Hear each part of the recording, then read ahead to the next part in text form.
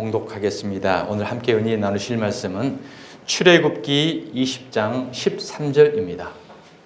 출애굽기 20장 13절 우리 다 함께 합독하시겠습니다. 살인하지 말라. 너무 허전하시죠? 우리 한 번 더 하십시다. 시작. 살인하지 말라. 성경에서 가장 짧은 구절입니다. 이 말씀은 여러분들 오늘 편안한 마음으로 함께 은혜를 나누실 거예요. 왜요? 나는 살인한 적이 없으니까. 그래서 모든 사람들이 이 말씀은 너무 중요한 말씀이기도 한데 나에게 특별히 관련된 없는 말씀이라고 생각하고 소홀히 하실 수 있다는 얘기인 거죠. 오늘 말씀을 들어보시면서 이 말씀에 깊은 하나님의 성령의 음성을 듣는 저와 여러분 되기를 원합니다. 인류사에 절대로 용서받을 수 없는 것은 바로 살인 행위입니다. 그럼에도 불구하고 살인 사건은 끊임없이 일어나고 있으며 앞으로도 계속될 것입니다. 이 세상에 살인을 허용하는 국가나 민족이나 사람은 없습니다. 살인하지 말라는 말씀은 인간의 계명이나 윤리 도덕 이전에 인간의 기본 상식으로 누구나가 다 지키고 있는 내용이죠. 불교에서는 하물며 살인뿐만이 아니라 살아있는 생물체의 살생 자체를 금하고 있습니다. 어쩌면 기독교보다도 살인에 대한 그 범주가 더 깊다라고 생각할 수가 있죠. 기독교에는 우리가 이제 함께 지금 계속 1계명부터 함께 은혜를 나누고 있지만 10계명이 있습니다. 천주교에는 10계가 있어요. 제2계명 우상을 숭배하지 말라는 말씀을 빼버리고 10계명을 2개로 나눠서 10계로 만들었어요. 그래서 천주교의 10계와 기독교의 10계명은 다릅니다. 불교에도 10계가 있어요. 이 불교에 있는 10계도 성경의 내용이 그대로 있는 유사한 내용입니다. 제가 한번 읽어볼게요. 자, 불교 10계의 제1계명 불살생계, 살아있는 것을 죽이지 말라. 두 번째 계명 불투도계, 훔치지 말라. 불음행계, 음행하지 말라. 불망어계, 거짓말하지 말라. 불음주계, 술 마시지 말라. 불도식 향만계, 향유를 바르거나 머리를 꾸미지 말라. 불가무관 청계, 노래하고 춤추는 것을 보지도 듣지도 말라. 부자 고광 대상계, 높고 넓은 큰 평상에 앉지 말라. 불비식 식계, 때가 아니면 먹지 말라. 불측 금은 보계, 금은 보화를 지니지 말라. 십계명과 거의 유사하죠. 그리고 하나님 성경 말씀에 있는 다 같은 내용입니다. 이와 같이 불교에도 10계가 있다는 얘기인 거죠. 그래서 하나님의 말씀을 우리가 인간적인 윤리나 도덕이나 교훈으로 받게 되면은 이걸 뭐라고 하냐면 종교 생활이라고 합니다. 그래서 이 10계명을 보고 불교에서는 뭐라고 하냐? 너희들도 지키는 10계명 우리도 있어. 너희 계명이나 우리 계명이랑 다를 게 없어. 천주교도 마찬가지고요. 그래서 WCC 종교 통합이라는 게 나온 겁니다. 성경에 그렇게 너희들 중요시하고 있는 10계명 별 의미 없네. 우리도 여전히 지키고 있는 건데 다 똑같은 거 아니냐. 그러니까 목표는 하나이기 때문에 종교를 통합을 하자 해가지고 종교총합 WCC가 나온 거예요. 변명할 여지가 없잖아요. 그들의 이야기에. 그래서 무속이든 불교든 무엇이든지 다 목표 지향점은 뭡니까? 인간이 이 세상에서 바르고 착하고 선하게 살자, 평화롭게 살자. 이게 모든 종교의 지향점입니다. 하나님의 말씀도 그와 같은 인류의 인간의 하나한 범주로 봐버리면 똑같은 계명이라고 볼 수가 있다는 얘기인 거죠. 그러나 하나님의 말씀은 육적인 인간의 윤리, 교훈, 도덕이 아니고 하나님의 천국, 영적인 말씀이라는 것을 기억하시길 바랍니다. 여호와의 증인은요, 이 6계명 살인하지 말라라는 이 계명하고 또 예수님이 말씀하신 검을 쓰는 자는 검으로 망한다라는 이 두 계명을 붙잡고 그들은 절대 살인을 해서는 안 되기 때문에 군대를 안 가요. 그래서 그 종교적 병역 거부를 하고 있는 거죠. 하나님이 살인하지 말라고 했는데 군인 가서 총 들고 총 쏴고 죽이는 것은 하나님의 말씀에 어긋나는 거야. 그래서 우리는 살인하지 않기 위해서 하나님의 말씀을 지키기 위해서 병역을 거부하고 있어요. 그들은 하나님과 성경을 오해하고 있는 거죠. 자, 성경을 보면요, 하나님께서는 가나안에 들어가서 짐승뿐만이 아니라 어린 아이들까지 싹 다 죽이라고 명령을 합니다. 그러면 십계명에서 살인하지 말라고 하나님의 말씀을 해놓고 가나안에 들어가면 살아있는 짐승뿐만이 아니라 어린 아이까지 다 죽이라고 했어요. 그러면 하나님이 이런 일구이연을 하시는 분인가요? 아닌 거죠. 자, 믿음의 조상 아브라함은 조카 롯이 포로로 잡혀갑니다. 그때 자기들 집에서 318명의 군사가 있었어요. 그 군사들 이끌고 적진을 가서 조카 롯을 구출해냅니다. 구출해낼 때는 그들을 죽이고 구출해낸 거거든요. 성경에, 구약 성경은 다 전쟁사입니다. 전쟁사. 다 죽이는 거예요. 이와 같이 문자적으로만 보면 하나님이 살인하지 말라고 해놓고 다 범하고 있네. 하나님의 다윗 전쟁, 아브라함, 모든 사람들이 여호수아 다 죽이고 있잖아요. 하나님의 말씀에 배치되고 있네. 이것을 문자적으로만 봐버리면 정반대로 보고 있다는 사실이에요. 오늘 살인하지 말라는 말씀을 저도 한 일주일간 연구하고 묵상하고 다른 설교도 들어보고 했지만 대개가 다 제가 찾아보지 못했어요. 사람 마음 상하지 않게 속상한 말 하지 말아라. 그 다음에 산부인과에서 낙태하지 말아라. 살인하면 하나님의, 다 인간의 윤리적인 이런 얘기들만 전부 하고 있는 거예요. 영적 진리를 들어봤는데 설교가 없어요. 탄식하고 안타까운 마음으로, 간절한 마음으로 그래서 오늘 말씀을 들고 선 것입니다. 아브라함의 조상 318명을 군대를 이끌어서 조카 롯을 구했다라는 이 말씀은 무슨 말씀이냐면 영적인 의미인 거거든요. 자, 지난주에 우리가 함께 은혜 나눴죠. 12는 천국 백성이라고, 3 곱하기 4가 12라고 그랬습니다. 3은 하늘의 숫자죠. 성부, 성자, 성령. 그 다음에 4는 땅의 숫자예요. 동서남북. 그래서 3과 4가 곱해지면 10인데 하늘과 땅의 온 우주의 중심이라는 거죠. 하늘의 백성을 이야기하는 거예요. 그래서 계시록에 보면 12문, 12진주, 12가 계속 나와요. 이 12는 다 하늘 백성을 의미하는 것입니다. 그래서 구약의 12지파, 신약의 12제자가 곱해지면 144고 하늘의 숫자가 천이 곱해지는 게 14만 4천이라고 그랬잖아요. 14만 4천은 바로 많은 하나님의 구약과 신약의 천국 백성의 무리, 이것을 이야기하는 거거든요. 그래서 318명 아브라함이 군사를 일으켰던 이 숫자는 천국 백성을 의미하는 거예요. 조카 롯은 무엇입니까? 하나님의 백성이 사탄에게 미혹돼서 이단에게 끌려갔어요.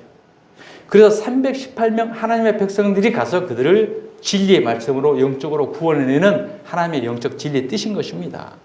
그러면 318명이 왜 어떻게 해서 하나님의 천국 백성이냐? 3 더하기 1 더하기 8 해보세요. 12조. 영적 비밀이에요. 계시인 거예요. 그러니까 단순하게 그대로만 보면 왜 318명이야? 320명도 아니고 300명도 아니고 318에는 반드시 하나님의 백성이라는, 천국 백성이라는 10이라는 것을 감춰놓은 계시인 것입니다. 하나님의 영적 진리를 발견해내면 이 뜻을 우리가 깨닫게 되는 거죠. 그렇습니다. 사람의 목숨은 반드시 소중히 지켜야 돼야 되죠. 그러나 하나님께서는 육신의 생명보다 영혼의 생명을 더 귀중히 여기신다는 사실을 기억하시기 바랍니다. 사람의 생명 반드시 보호되어야 되고 소중히 여겨져야 돼요. 그러나 이 세상에 사람의 이 가시적인 것을 성경을 기록해 놓은 게 아니고 우리의 영적 생명을 하나님은 귀하고 소중히 여기신다는 사실이죠. 사람의 육신은 몸이 살아있을 때만 존재하는 것이지만 혼은 육신이 죽은 후에 영원히 존재합니다. 그래서 모든 사람은 다 영생불사해요. 신천지 이만희만 영생불사한 게 아니라 이 세상의 모든 사람들은 다 영생불사한다는 사실을 기억하시기 바랍니다. 다만 천국에서 영생불사하느냐, 지옥에서 영생불사하느냐, 그 차이인 거예요. 육신의 껍데기를 벗어버리면 우리 혼은 반드시 영생불사하는 곳으로 가요. 예수 그리스도를 구주로 생명으로 붙들고 있는 자는 천국으로 가는 거고, 그렇지 않은 자는 지옥에서 영원토록 고통 가운데 영생 불사를 하게 되는 것입니다. 그래서 죽음이라는 의미를 뭐냐? 바로 몸 안에 있던 혼이 몸을 떠나는 것. 이것을 우리는 죽음이라고 하는 거예요. 그래서 성경은 형이상학을 형이하학으로 기록해 표현해 놓은 것입니다. 즉, 이 말은 무슨 말씀이냐? 영적인 말씀을 육적인 말씀으로 기록해 놓으시고 거듭난 백성들만 깨닫게 해주시는 천국의 비밀, 계시인 줄 믿으시길 바랍니다. 그래서 거듭나지 않은 사람들은 이 십계명을 형이하학적, 즉 이 땅에 인간이 살아가는 데 필요한 윤리나 교훈이나 도덕이나 기복이나 그걸로 다 받아들이는 거예요. 영적 깊은 뜻을 깨닫지 못하기 때문에. 그래서 인도의 정신적 지주인 간디는 우리가 너무 잘 알죠. 비폭력 평화주의자였지 않습니까? 그는 힌두교도거든요. 힌두요. 그런데 그는 성경을 정말 열심히 아침마다 성경을 읽는 사람이에요. 그래서 예수님께서 말한 이 산상수훈은 종교 중에 종교다. 모든 종교의 다이아몬드다라고 그는 감명을 받은 거예요. 산상수훈 말씀을. 그래서 인간 행동 실천 강령 중 최고로 보았으며 자신도 평생에 늘 아침마다 예수님이 말씀하신 산상수훈을 읽으면서 그 말씀대로 살려고 평생을 고행을 하면서 노력을 했던 사람입니다. 그의 일화를 보면요, 그가 한 번은 교회를 갔대요. 교회를 가서 예배를 드리려고 설교를 드리려고 딱 앉아있는데 설교 말씀이 무슨 말씀이냐면은 살인하지 마십시오, 거짓말하지 마십시오, 욕심 부리지 마십시오, 착하게 사십시오, 바르게 사십시오. 계속 이렇게 설교를 하더라는 거예요. 듣다 보니까 자기가 평소에 다 하고 있는 것보다 더 못한 얘기야. 그는 얼마나 무표냐 비폭력 무지항으로 운동을 많이 했던 사람입니까? 그러면서 교회에 나와서 설교 말씀을 들어야 할 필요성이 없구나. 그리고 교회를 안 나오고 집에서 예수님의 산상수훈만 계속 묵상하면서 그대로 살려고 노력했다는 거예요. 그렇습니다. 오늘 이 시대도 마찬가지예요. 그래서 바르고 착하고 욕심 부리지 말고 이 세상에서 이렇게 살라고 한다면은 이것은 영적 진리가 아니고 간디에게 구원의 길을 제시하지 못해버리는 이러한 상황이 됐다는 사실이죠. 거기에 예수 그리스도 십자가의 진리의 복음을 전했다고 한다면 그가 그 윤리적으로 살려고 노력했던 것이 전부가 아닌 거고 영적 깊은 뜻이 있었구나라고 깨달았다고 한다면 구원의 길이 달라졌을 수가 있다는 사실인 것입니다. 삼성의 창업주 고 이병철 회장님께서 이런 질문을 했다고 그래요. 그가 타계하기 한 달 전에 성경에 부자가 천국에 가는 것이 낙타가 바늘구멍에 들어가는 것을 비유로 했는데 부자는 악인이란 말인가? 이와 같은 질문을 했다고 그래요. 왜요? 우리나라에서는 가장 부자이기 때문에 성경의 이 말을 듣고 보고 늘 마음이 괴로웠던 거예요. 답답했던 거예요. 자, 예수님께서 말한 이 부자의 속뜻이 그런 뜻이었을까요? 그러면 이 세상의 부자인들은 전부 천국에 못 간다는 얘기일 겁니까요? 아닙니다. 글자 그대로를 성경을 오해한 거죠. 나중에 한번 자세하게 제가 말씀을 드리겠습니다만 간단하게 말씀드리면 부자라는 것은 율법을 완전하게 다 지켜서 나는 그 무엇 하나 부족함이 없다라고 자부하고 있는 사람, 그걸 바로 재물을 가지고 있다고 하는 거고 그를 봐도 부자라고 하는 거예요. 그래서 부자는 낙타가 바늘기 들어가는 것보다 더 어렵다라는 말씀은 율법을 완벽하게 지켜서 나는 의로운 사람이라고 자부하고 있는 사람은 낙타 등에 많은 짐을 잔뜩 짊어지고 바늘기로 들어가는 것보다 더 어려운 천국을 못 간다. 그런 의미인 거거든요. 그러니까 부자 그 말 그대로 우리가 세상에서 말하고 있는 부자로 그대로 이야기한다는 거죠. 영적인 말씀인 거예요. 영적. 성경의 모든 말씀은 영적인 말씀이고 성경 전체는 예수 그리스도를 기록해 놓고 표현하고 말씀하는 줄 믿으시기 바랍니다. 누가복음 24장 44절을 한번 보시겠습니다. 또 이르시되 내가 너희와 함께 있을 때에 너희에게 말한 바 곧 모세의 글과 선지자의 글과 시편, 그러죠? 모세의 글, 율법, 선지자, 시편. 이 말씀은 성경 전체를 말하고 있는 거예요. 누가복음이 기록된 당시에는 아직 신약이 안 나왔기 때문에 이 성경 전체를 가리켜 기록된 모든 것이 나를 가리켜 기록된 것이다. 예수님을 말씀하고 있다는 거죠. 그리고 모든 것이 이루어져야 하리라 한 말이 이것이라 하시고, 그러니까 예수님을 기록해 놓으시고 예수님이 이 땅에 오셔서 무엇을 이룰 것인가, 그 이야기를 성경 전체를 풀어서 기록해 놓은 이야기라는 거죠. 사람이 바르게 살고 착하게 살고 어떻게 복받고 어떻게 세상에 하나님의 큰 이걸 의미하는 게 아니라는 것을 분명히 성경에 기록해 놓은 것입니다. 사랑하는 성도 여러분, 오늘 보면 10계명의 6계명이 살인하지 말라는 말씀은 바로 영혼을 죽이는 살인자가 되지 말라는 하나님의 영적 말씀인 줄 깨달으시기 바랍니다. 구약시대에 백성을 구원하고 살려야 할 성읍이 교회가 창기가 되어버렸고 영혼을 죽이는 살인자들 뿐이라고 하나님은 구약 성경에 탄식하셔요. 그러면 하나님께서 살인자들이라고 말씀하시는 그 살인자의 내용이 어떤 내용인가? 이사야 1장 21절입니다. 신실하던 성읍이 어찌하여 창기가 되었는고. 신실하던 성읍, 오늘 이 시대로 말하면 교회를 말합니다. 기독교를 말하고 있습니다. 어찌 너희들이 창기가 되느냐? 정의가 거기에 충만하였고 공의가 그 가운데에 거하였더니 이제는 살인자들 뿐이라. 그들이 사람이 직접 막 죽이는 이 살인자들이 아니고 공의와 정의를 잃어버리고 영적 간음, 영적 창기가 되어버렸다는 사실인 거예요. 그들이 바로 지금 살인자라는 거예요. 자, 그러면 살인의 구체적인 내용이 어떤 건가? 22절입니다. 내 은은 찌꺼기가 되었고, 은은 바로 믿음을 말합니다. 깨끗한 믿음, 신실한 복음의 진리를 붙잡고 있는 믿음이 찌꺼기가 되었다. 찌꺼기는 뭐예요? 배설물이잖아요. 똥이잖아요. 배설물, 똥을 누가 표현했습니까? 사도 바울이 표현했어요. 내가 율법을 완벽하게 지켰던 이 바리새인이요, 정말 그 모든 출신 배경들, 이것들 나는 배설물처럼 버리겠다라고 했거든요. 그러니까 율법과 윤리, 교훈, 도덕을 완벽하게 지켜서 신앙생활을 했던 것이 바로 찌꺼기가 됐다는 거예요. 이걸 신앙생활이라고, 신앙생활하는 그 은이 찌꺼기가 되었다. 이걸 말씀하고 있는 거예요.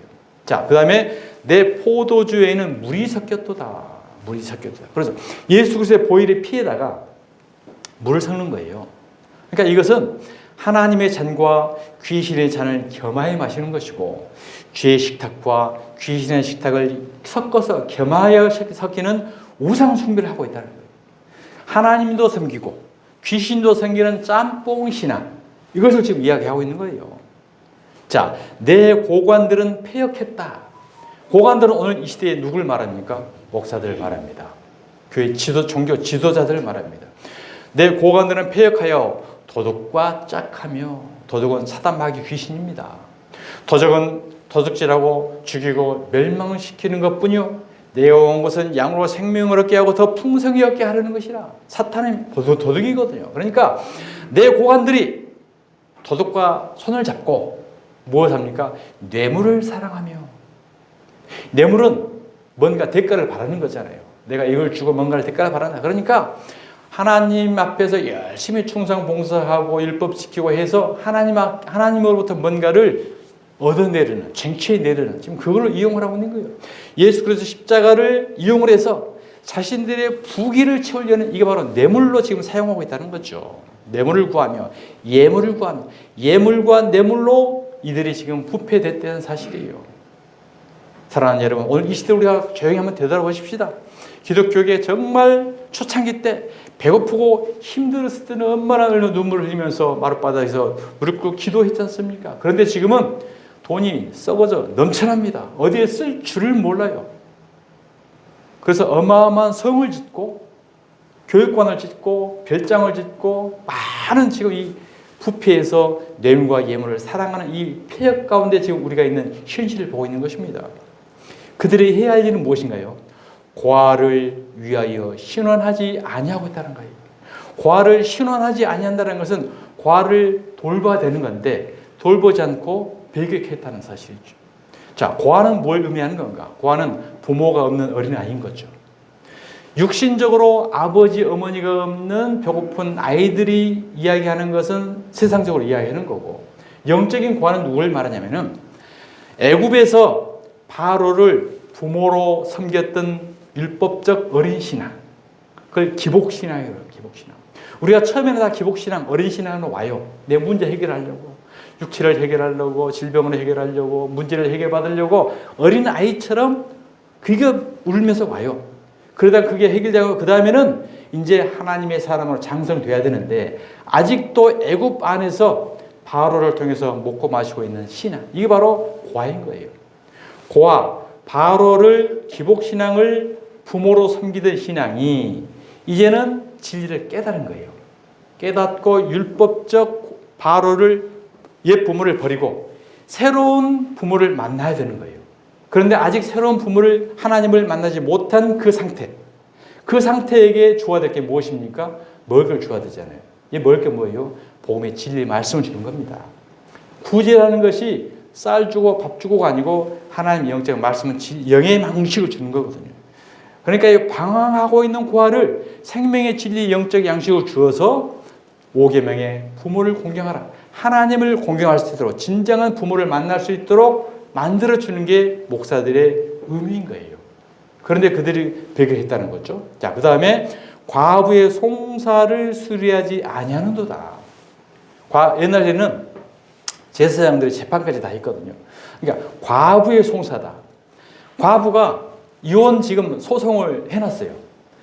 우리 남편과 이혼하려고 지금 이혼장을 재판장에 넣어놨는데 판결을 안 해주네. 지금 그 얘기예요. 과부가 남편과 이혼하려고 그 이혼 소송을 재판장에 올려놨는데 아직 송사를 수리하지 않고 있는 거야. 그러니까 재판장이 직무유기를 하고 있는 거죠. 그러면 과부가 남편과 이혼장을 냈다라는 것을 뭘 말하는 거냐? 바로 율법을, 애굽의 바로를 남편으로 섬기다가 그 남편과 지금 진리를 깨닫고 이혼하고 싶은 거예요. 그래서 새 남편을 만나려고. 이 새 남편이 누구냐? 바로 신랑 되신 예수 그리스도, 복음의 진리인 줄 믿습니다. 과거에는 저와 여러분들이 전부 율법을 남편으로 섬기고 있었어요. 애굽의 바로를 우리가 남편으로 섬기고 있었어요. 그러나 예수 그리스도 생명의 진리의 복음을 깨닫고 보니까 이 남편과는 이혼을 해야 돼.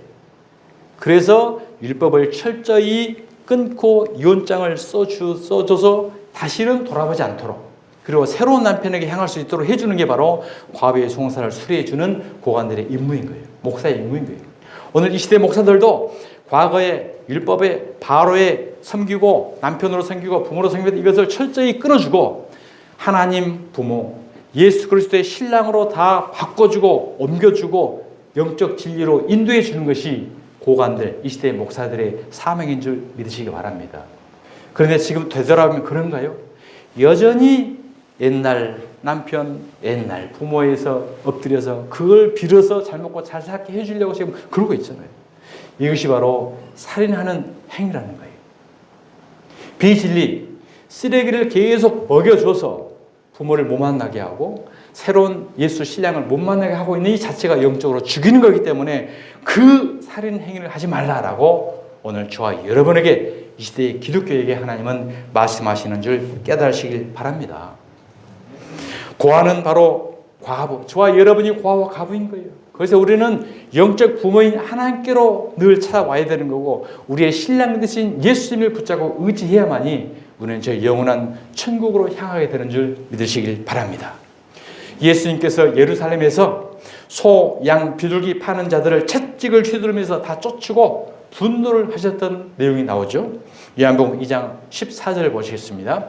성전 안에서 소와 양과 비둘기 파는 사람들과 하나님의 예루살렘 성전 안에서 이 고관들, 지도자들이 소, 양, 비둘기 팔고 있어요. 무엇하기 위해서? 돈 바꾸는 사람들이 앉아있는 걸 보시고 소, 양, 비둘기를 팔면서 돈으로 바꾸고 있는 거예요. 그러니까 예물과 그 뇌물을 지금 챙기고 있다는 얘기인 거죠. 뭘 팔아서? 소, 양, 비둘기 팔았어. 소, 양, 비둘기가 무엇입니까? 소는 하나님이고 양은 예수님이고 비둘기는 성령님인 거예요. 성부, 성자, 성령인 이 하나님의 말씀을 가지고 돈 바꾸는 데에 지금 앉아있다는 사실이에요. 구약의 고관들과 폐역한 고관들과 똑같잖아요. 노끈으로 채찍을 만드사 양이나 소를 다 성전에 쫓으시고 돈 바꾸는 사람들의 돈을 쏟으시고 상을 엎으시고 지금 예수님이 하고 있는 엄청난 분노의 행위고요. 비둘기 파는 사람들에게 이르시되 이것을 여기서 가져가라. 내 아버지의 집을 장사하는 집을 만들지 말라. 하나님의 성전에서 폐역한 엉뚱한 짓들을 하고 있는 이들이 바로 살인자라고 지금 하나님이 말씀하시고 예수님이 분노하시면서 말씀하고 있는 것입니다. 그래서 예수님께서는 이런 자들을 외식하는 자들이라고, 외식하는 자들.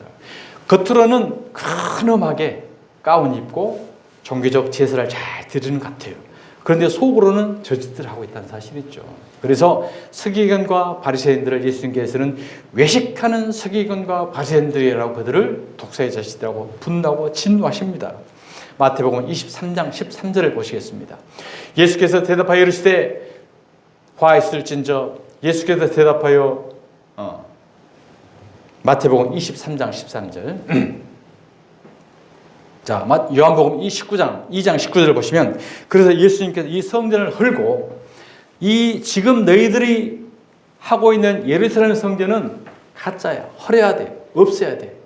그리고 성전을 다시 지어야 돼. 이 다시 지어야 되는 성전이 뭐냐? 예수님이 십자가에서 죽으시고 부활하신 영적 성전을 다시 지으라고 말씀하시는 것입니다. 오늘 시대에도요, 우리가 과거에 율법적으로 천주교적으로 무슨 전통적으로 근엄하게 지켜왔던 46년 된 이 헤롯 성전, 이 헤롯 성전을 우리는 철저하게 다 무너뜨려야 됩니다. 그리고 오직 예수 그리스도의 십자가의 복음의 진리의 영적 성전으로 다시 회복되는 저와 여러분 되시기를 주님의 이름으로 축원드립니다. 우리 심령에도 아직도 여전히 애굽 신앙이 있어요. 율법 신앙이 있어요. 바로할 성경 신앙이 있어요. 기복 신앙이 있어요. 이것을 우리는 다 성전, 헐어야 될 성전이에요. 예수 그리스도의 십자가의 성전, 3일 만에 일으킨 이 성전이 바로 우리는 진리의 영적 성전이고, 이 성전을 이룬 자들이 바로 영원한 천국을 향하여 가는 길인 줄 믿으시길 바랍니다. 자, 마태복음 24장 13절, 화 있을진저 외식하는 서기관들과 바리새인들이여, 너희가 천국 문을 사람들 앞에서 닫고 너희도 들어가지 않고 들어가려 하는 자도 못 들어가게 하고 있다는 사실이에요. 엄청난 말씀입니다. 그러니까 우리가 이 말씀의 진리를 깨닫지 못하고 그냥 앉아서 무조건 하라는 대로 하다 보면 그들도 안 들어가고 우리도 못 들어가고 똑같이 어디로 가요? 멸망의 불과 유황불을 지금 가고 있는 현실이에요. 그러니까 하나님의 말씀은 우리는 정말 진리의 말씀인지 육적인 말씀인지 봄인지 쓰레기인지 비진리인지 이 시대에 우리는 분별을 잘 해야 되는 겁니다. 사람 많이 있는 곳이 하나님이 뜻하는 곳이 아닌 거예요. 진짜 영적인 길은 좁은 길이라고 있고 협착한 길이라고 있습니다. 사람 많은 길을 따라가다 보면 사람을 보고 배경을 따라보고 큰 건물을 따라가다 보면 우리는 어떨결에 멸망의 폭으로 갈 수 있는 거예요. 자, 바로 영혼을 쥐고 있는 살인자들이 바로 바리새인과 서기관들이라고 예수님이 말씀하고 있는 것입니다. 그들은 바로 당대에 하나님을 최고로 잘 섬겼던 사람들이에요. 율법을 생명처럼 지켰어요. 그러니까 전쟁을 하다가도 1000보 이상 가면 안 되는 율법을 지키기 위해서 999보 가다가 그냥 서요. 그리고 적군에 의해서 맞아 죽어. 이것이 바로 그들은 순교라고 생각을 했어요. 얼마나 무모한 행위입니까? 오늘 이 시대도 하나님의 말씀 문자적으로만 지키고 하나님을 잘 지켰다고 생각하는 바리새인들 같은 신앙. 자, 누가복음 18장 18절 한번 보겠습니다. 어떤 관리가 물어 이르되 선한 선생님이여 내가 무엇을 하여야 영생을 얻으리까? 영생을 얻는 것을 무엇을 하여야 한다라고 생각하는 거예요. 내가 무엇을 해야 영생을 얻습니까? 영생을 얻는 것은 우리가 무엇을 해야 되는 것이 아니고 믿음으로 얻는 것인 줄 믿으시기 바랍니다. 서기관과 바리새인들은 어떻게 해서든 율법 조항을 하나도 안 어기고 잘해서 영생을 얻으려고만 생각한 거예요. 예수께서 이르시되 네가 어찌하여 나를 선하다 일컫느냐? 하나님 한 분 외에는 선한 이가 없느니라. 네가 계명을 안 하니 간음하지 말라, 살인하지 말라, 도둑질하지 말라, 거짓 증언하지 말라, 내 부모를 공경하라 하였느니라. 여짜오되 이것은 내가 어려서부터 다 지켰나이다. 이 관리가 서기관과 바리새인 관리가 내가 어떻게 무엇을 하면 영생을 얻겠습니까? 예수님 앞에 와서 자신을 뽐낸 거예요. 내가 이만큼까지 잘하고 있잖아요. 성경도 잘하고 교회도 짓고 대한민국 교계를 위해서 내가 이만큼 헌신을 냈고 잘했잖아요. 내가 더 이상 나 잘했죠? 뽐내고 있는 거예요. 그래서 예수님이 말씀하시는 것이 십계명을 딱 이야기해 주면서 얘기했다. 아, 그런 거요? 나는 그런 거 어렸을 때부터 다 잘 지켰어요. 그까짓 걸 뭐 내가 안 지켰겠습니까? 바리새인인데. 이 얘기를 이해하는 거예요. 바로 이것을 성경은 부자라고 하는 거예요. 이것을 바로 재물을 많이 가진 자라고 이야기하는 거예요. 그러니까 재물을 많이 가진 자, 부자는 율법 지켜가지고 하나님 앞에 의롭다고 당당하게 하고 있는 거. 너는 그런 자들은 천국을 못 간다고 이야기한 거예요. 자, 그래서 율법에 흠이 없었던 사도 바울 있죠. 사도 바울. 그는 얼마나 완벽한 사람이었습니까? 빌립보서 3장 5절 한번 보시겠습니다. 나는 8일 만에 할 일을 받고 이스라엘 족속이요 베냐민 지파요 히브리인 중에 히브리인이요 율법으로는 바리새인이요 열심으로는 교회를 박해하고 율법의 의로는 흠이 없는 자라. 율법을 얼마나 잘 지켰냐면 613가지가 율법 조항인데 율법 13가지만 율법 조항이 아니고 거기서 파생되어 나온 조례라든지 규칙이라든지 세칙이라든지 또 많이 있어요. 이러한 것들까지도 사도 바울은 완벽하게 지킨 자예요. 그래서 이 완벽하게 지키지 않는 기독교인들을 잡아 죽이러 다녔던 사람이에요. 얼마나 율법에 완벽했겠습니까? 그런데 그가 하나님의 복음을 진리를 깨닫고 나니까 와, 이런 것은 정말 쓰레기구나, 배설물이구나, 똥이구나 하고 탄식을 하면서 그는 예수 복음으로 돌아선 사람입니다. 그런 그가 오늘 이 시대에 우리에게 신약 복음을 거의 다 썼잖아요. 복음의 진리를 깨닫고 율법을 깨닫고 복음을 완벽하게 깨닫는 사람이, 그러니까 하나님이 사도 바울을 통해서 오늘 이 시대에 우리의 계속해서 영적 진리를 계속 말씀해 주고 있는 것입니다. 여러분에게 질문을 한번 드리겠습니다. 자, 율법을 지키는 것이 어려울까요? 복음을 지키는 것이 어려울까요? 마음속으로만 생각하세요. 답 안 하시죠?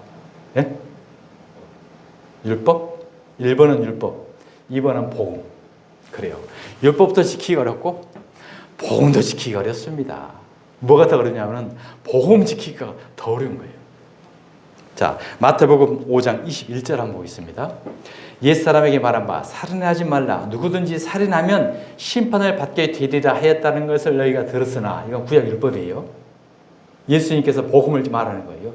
나는 너희에게 이르노니 형제에게 노하는 자마다 심판을 받게 되고, 구약은 살인하지 말라고 그랬는데 복음은 성질 내지 말아요.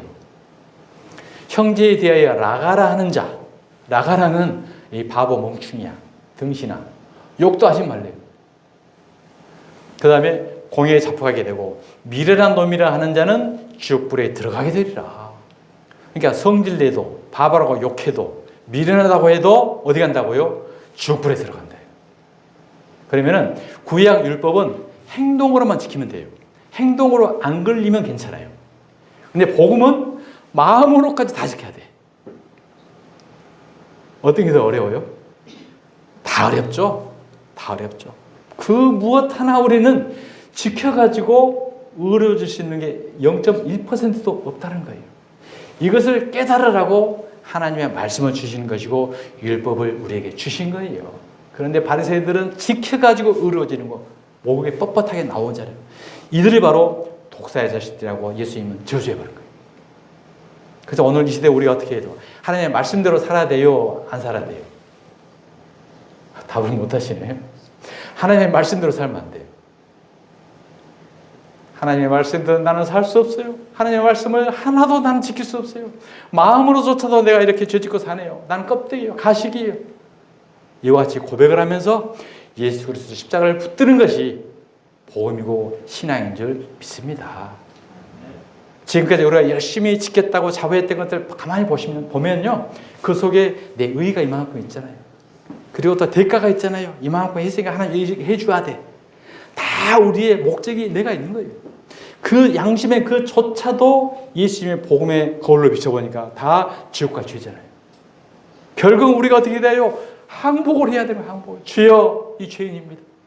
나는 바늘구멍 하나라도 빠질 구멍이 없습니다. 불쌍히 여겨주시옵소서라고 엎드리는 그를 하나님은 의롭다 하시고 긍휼히 여기시고 우리의 죄를 다 사해 주시고 천국 백성 삼아 주시는 은혜로 우리를 인도하시는 줄 믿으시길 바랍니다.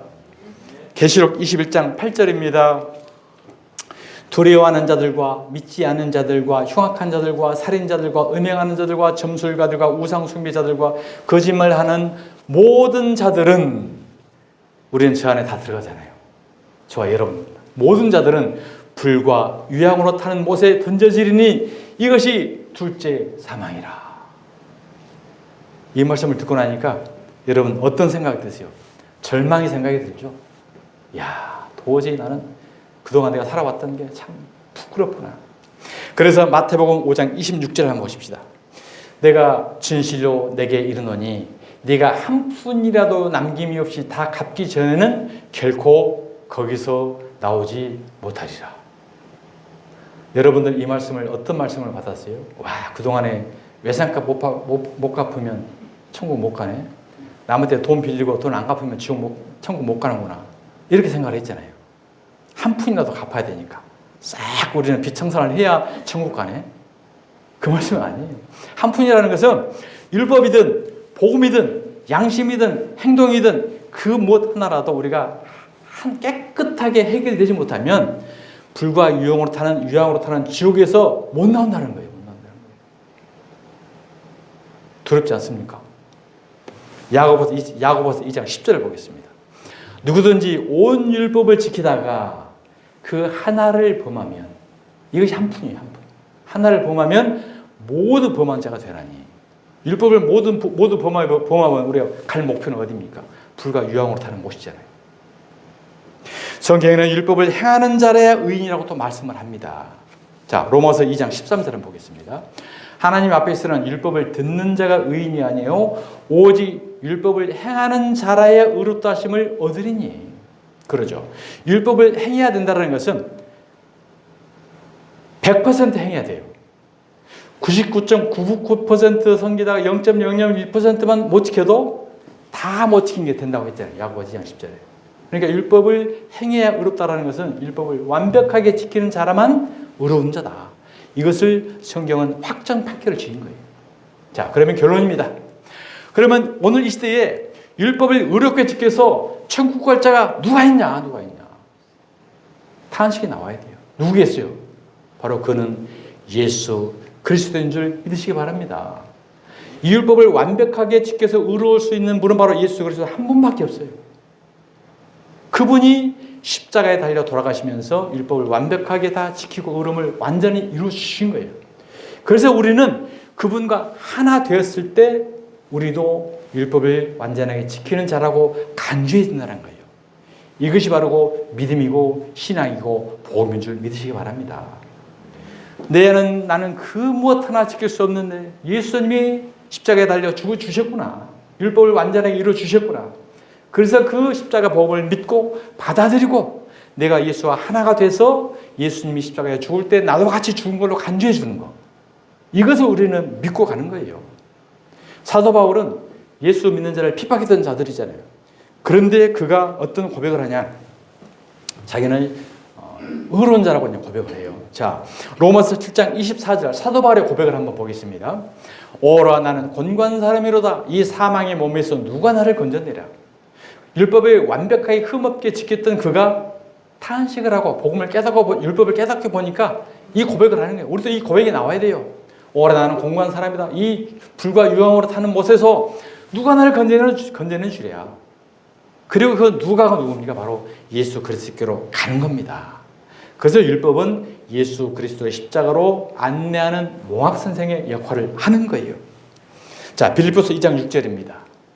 그는 근본 하나님의 본체시나 예수님이 말씀하는 거예요. 하나님과 동등됨을 취할 것으로 여기지 아니하시고 오히려 자기를 비워 종의 형체를 가지사 사람들과 같이 되셨고 사람의 모양으로 나타나사 자기를 낮추시고 죽기까지 복종하셨으니 곧 십자가에 죽으심이라.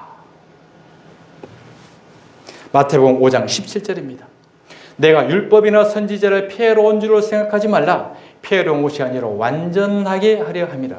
자, 율법이나 선지자나 구약을 무시하고 아예 없던 걸로 내가 하려온 것이 아니고 그것을 완전하게 이루려고 왔다는 얘기인 거죠. 왜? 율법은 우리가 보았듯이 적용을 해서 우리를 죽이는 거잖아요. 그러니까 율법의 기능은 우리를 죽이는 거예요. 율법은 죽이려고 그 목적이 왔는데 죽이는 목적을 본인이 죽어서 율법의 목적을 완전하게 이뤘다. 이 말씀을 하고 있는 것입니다. 18절 진실로 너희에게 이르노니 천지가 없어지기 전에는 율법 1.1획도 결코 없어지지 아니하고 다 이루리라. 한 푼도 남김이 없으면 갚지 않으면 다 지옥 간다는 말씀이 이 말씀이에요. 그러니까 1.1획도 결코 없어지지 않기 때문에 다 지켜야 돼가 아니고 양심의 그 율법까지도 우리는 저축이 되면 지옥 가는 거기 때문에 반드시 우리는 죽어야 돼요. 죽어야 돼요. 신앙은 죽기 위해서 하는 거예요. 왜요? 죽어야 부활해야 되니까. 그러니까 율법 지켜서 안 죽으려고 하면 결국은 지옥에서 죽는 거예요. 그러니까 우리는 신앙생활에 율법을 통해서 나는 죄인입니다. 정말 허물 많고 율법으로 죄인이라고 바짝 엎쳐 죽어버리면 바로 예수님과 함께 부활, 천국 백성으로 다시 회복되는 은혜가 있게 될 줄 믿습니다. 자, 요한복음 19장 30절 보겠습니다. 예수께서 신포도주를 받으신 후에 신포도주를 어디서 받으셨어요? 십자가에서 받으신 거죠. 신포도주를 받으셨다는 것은 신포도주는 발효됐다는 말이에요. 발효됐다. 썩었다는 얘기인 거죠. 그러니까 신포도주는 율법을 말하는 것입니다. 율법 발효된 구약을 그 율법의 정죄에 받아서 정죄에 의해서 십자가에 달려 돌아가시면서 다 이루었다 하시고 율법의 목적대로 율법의 정죄의 그 방향대로 다 이뤘다 하시고 머리를 숙이니 영원히 돌아가시니라. 율법의 목적 정죄를 받아서 예수님이 지금 십자가에서 죽으신 것입니다. 자, 완전하게 하려 함이라 다 이루리라 다 이루었다. 예수님이 이 땅에 오신 목적이에요. 이것은 테텔레스타이 십자가에서 마지막으로 예수님이 하신 말씀입니다. 이 말씀, 이 복음을 우리는 붙들지 아니하면 영생이 없어요. 불과 유황으로 타는 못을 갈 수밖에 없는 거예요.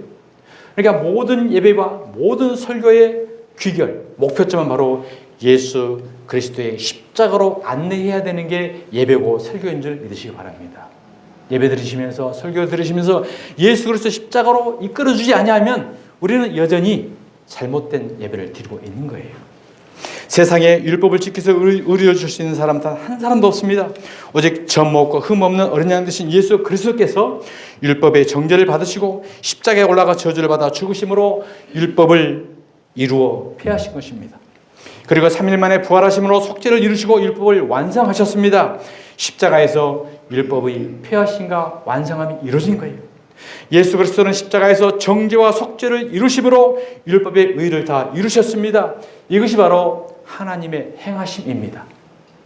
하나님의 행하심 따라 십자가에서 죽으신 복종하여 죽으신 예수님이 바로 예수님의 행하심이에요. 그러니까 하나님의 행하심과 예수님이 십자가에서 죽으신 행하심, 이 행함이 없는 믿음은 죽은 믿음이라 그 말씀인 거예요. 그런데 우리는 행함이 없는 죽은 믿음이기 때문에 열심히 충성, 봉사, 헌신, 선교 이 육체의 행하심으로 지금 교육받고 있잖아요. 그 행함이 아닙니다. 그 행함은 하나님의 계명을 사람의 계명으로 바꿔서 예배드리는 헛된 예배를 드리고 있는 예배인 거예요. 하나님이 행하심, 자기 백성을 죄의 주에서 구원을 짜기 위해서 독생자 보내주신 행하님, 그 다음에 예수님이 하나님의 말씀에 복종이 되어 십자가에서 죽으신 이 행하심, 이 행하심을 붙드는 믿음이 후원이고 영생이고 축복인 줄 믿으시기 바랍니다. 로마서 10장 9절입니다. 만일 내가 내 입으로 예수를 주로 시인하며 또 하나님께서 그를 죽은 자 가운데서 살리신 것을 내 마음에 믿으면 구원을 받으리라. 사람이 마음으로 믿어 의에 이르고 입으로 시인하여 구원에 이르느니라. 바로 이 하나님의 행하심과 예수님의 행하심을 마음으로 여러분 믿으십니까? 믿으시죠? 그리고 이제 입으로 시인을 해야 돼요. 마음으로 믿고 입으로 시인하면 무엇 한다고? 구원을 얻느니라. 뭔가 열심히 율법에 행해서 구원 얻는 게 아니고 바로 이것을 마음으로 믿고 입으로 시인할 때 구원 얻는 것입니다. 한번 따라해 보시기 바랍니다. 예수 그리스도는 나의 구주이시며 하나님께서 죽은 자 가운데서 살리신 것을 나는 믿습니다. 할렐루야. 아멘. 그러면 구원받는 게 확실한 거예요. 이것이 구원인 거지 열심히 우리 인간의 행위를 해가지고 구원하는 게 아니라는 거예요. 다른 모든 종교들을 보세요. 전부 다 인간의 육체를 행함으로 믿음을 완성하라고 하잖아요. 구제도 많이 해야 되고 착한 일도 많이 해야 되고 세상에 뭐 많이 해야 되고 이것을 해야 구원받는다라고요. 엉뚱한 지금 복음을 가르치고 있는 거예요. 그런 것들은 어디서 제일 많이 해요? 구청에서, 면사무소에서. 연말 되면 쌀 주고 김치 주고 많이 해요. 교회보다 더 잘해요. 그럼 거기가 지금 믿음을 잘 섬기고 있는 건가요? 아닌 것입니다. 자, 사랑하는 여러분, 이제 구원받은 성도의 고백을 한번 하겠습니다. 갈라디아서 2장 19절입니다. 우리 다 함께 큰 소리로 신앙 고백하겠습니다. 구원받은 자만이 할 수 있는 고백입니다. 시작. 내가 율법으로 말미암아 율법에 대하여 죽었나니 이는 하나님에 대하여 살려 함이라. 내가 그리스도와 함께 십자가에 못 박혔나니 그런즉 이제는 내가 사는 것이 아니요 오직 내 안에 그리스도께서 사시는 것이라. 이제 내가 육체 가운데 사는 것은 나를 사랑하사 나를 위하여 자기 자신을 버리신 하나님의 아들을 믿는 믿음 안에서 사는 것이라.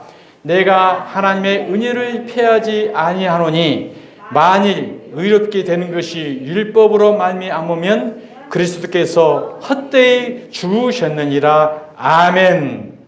우리의 믿음의 신앙 고백인 줄 믿습니다. 자, 21절 보면요.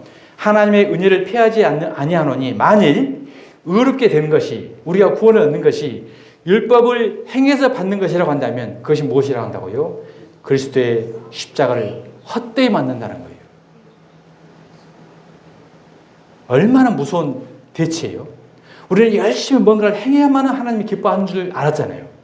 그런데 열심히 의를 행해서 율법을 지켜서 하는 행위가 오히려 이게 의를 이룬다라는 것을 생각한다고 한다면 예수님의 십자가의 죽음을 헛되이 만드는 거예요. 가장 예수님과 예수님이 왼수책이란 거예요. 그들이 누구였어요? 서기관과 바리새인들이었습니다. 그래서 그들은 독사의 자식이라고 분노하시면서 저주했던 거예요. 오늘 이 시대에 다시 한번 이 복음의 말씀이 진리가 우리 마음속에 새겨져야 되고 저와 여러분뿐만 아니라 오늘 이 시대의 기독교계가 다시 이것을 복음의 관, 진리의 관을 뒤집어야 되는 것입니다. 엄청난 말씀이잖아요. 자, 만일 의롭게 되는 것이 율법으로 말미암으면 나의 공로가 의를 이룬 것이라고 한다면 그리스도의 십자가를 헛되이 죽음으로 만들어버리는 것, 이것이 바로 살인자라는 거예요. 이런 살인을 너희들 하지 말아라. 목사들은 그런 살인적 설교를 하지 말고 성도들은 그런 살인적 설교를 아멘이라고 받아먹지 말고 왜? 자신의 영혼이 죽는 거기 때문에. 바로 이 살인을 하지 말라고 하나님이 6계명으로 저와 여러분에게 주신 줄 믿으시기 바랍니다. 신앙은 무엇입니까? 아무 공로 없이 믿음을 주신 그 은혜에 감사하여 행함이, 헌신이, 봉사가 열매로 우러져 나오는 것입니다. 교회에서 하는 모든 봉사와 헌신은 바로 이 은혜에 의해서 우리가 해야 되는 거예요. 이것이 바로 하나님이 기뻐하시는 거룩한 영적 예배인 줄 믿습니다. 로마서 12장 1절 말씀입니다. 그러므로 형제들아 내가 하나님의 모든 자비하심으로 너희를 권하노니 너희 몸을 하나님이 기뻐하시는 거룩한 산 제물로 드리라. 이는 너희가 드릴 영적 예배니라. 사랑하는 여러분, 말씀을 마치겠습니다.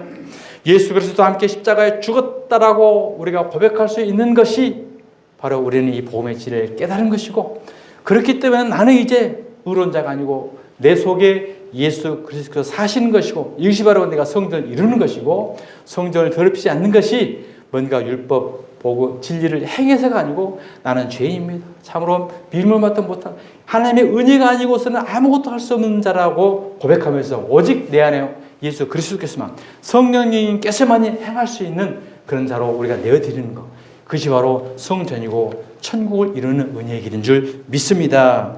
사도 바울이요, 간절한 마음으로 눈물을 흘리면서 부탁을 했던 말씀이 있어요. 저도 사도 바울과 같은 심정으로 저와 여러분에게 간구를 합니다. 부탁을 드립니다. 빌립보서 3장 17절입니다. 형제들아 너희는 함께 나를 본받으라. 그리고 너희가 우리를 본받은 것처럼 그와 같이 행하는 자들을 눈여겨보라. 한번 보자는 얘기인 거예요. 과연 복음의 진리를 붙잡고 있는지, 율법을 쓰레기를 지금 붙잡고 있는지. 내가 여러 번 너희에게 말하였거니와 이제도 눈물을 흘리며 말하노니 여러 사람들이 그리스도의 십자가로 원수로 행하느니라. 열심히 하나님을 잘 섬긴다고 하고 있는 자들이 그리스도의 십자가에 원수로 행하고 있다는 자들인 거예요. 그들의 결국은 뭐겠어요? 그들의 마침은 멸망이요, 그들의 신은 배요. 무슨 말이에요? 자기의 욕망과 자기의 목적, 자기의 부를 채우기 위한 신앙이요, 그 영광은, 그렇게 해서 차지한 영광들은 그들의 부끄러움에 있고 땅의 일을 생각하는지라. 그러나 우리의 시민권은 하늘에 있는지라 거기로부터 구원하는 자 곧 주 예수를 기다리노니. 그는 만물을 자기에게 복종하게 하실 수 있는 자의 역사로 우리의 낮은 몸을 자기의 영광의 몸의 형체와 같이 변하게 하시리라. 아멘. 사랑하는 성도 여러분, 우리의 몸은 이 땅을 살아가고 있지만 저 여러분의 시민권은 하늘에 있는 줄 믿으시기 바랍니다. 구원하는 자 주 예수 그리스도를 기다리는 소망과 우리의 낮은 몸을 예수 그리스도의 영광의 몸의 형체로 변하게 하실 그 영화를 기대하며 오늘도 오직 믿음, 오직 은혜, 오직 예수 그리스도, 오직 하나님께만 영광을 돌리는 이 믿음의 십자가를 붙잡는 신앙을 한 걸음 한 걸음 나아가는, 그래서 승리하는 저와 여러분 되시기를 주님의 이름으로 축원드립니다. 아멘. 하나님 아버지, 살인하지 말라라는 말씀을 아버지 하나님 함께 말씀을 나누면서 은혜를 나눴습니다. 지난날 나의 삶을 되돌아보니 하나님의 영적 진리를 붙잡지 못하고 세상의 세속의 배설물 쓰레기를 붙드는, 그래서 우리가 영혼을 죽고 죽이는 길을 행했던 우리의 지난 날들을 되돌아보게 됩니다. 아버지 하나님, 이 말씀이 나는 예수 그리스도 함께 십자가에 못 박히고 이제는 내 안에 오직 그리스도께서만 사시는 성전된 삶으로 하나님의 영적 거룩함을 이루어가는 저희들 될 수 있도록 성령님 붙들어 주시고 인도해 주시옵소서. 이 말씀을 순간순간 매 생각나게 하시고 이 말씀이 우리를 이끌어가 주시고 46년 된 과거의 성전을 헐고 십자가의 보배의 성전으로 다시 일으킬 수 있도록 성령님께서 친히 역사하여 주시옵소서. 거룩하신 예수 그리스도의 이름으로 기도드리옵나이다. 아멘. 찬송가 438장입니다.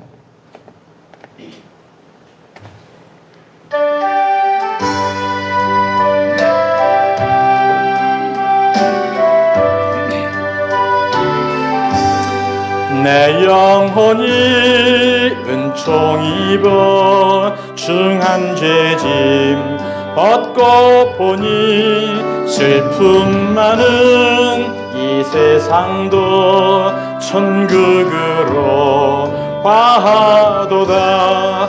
할렐루야 찬양하세.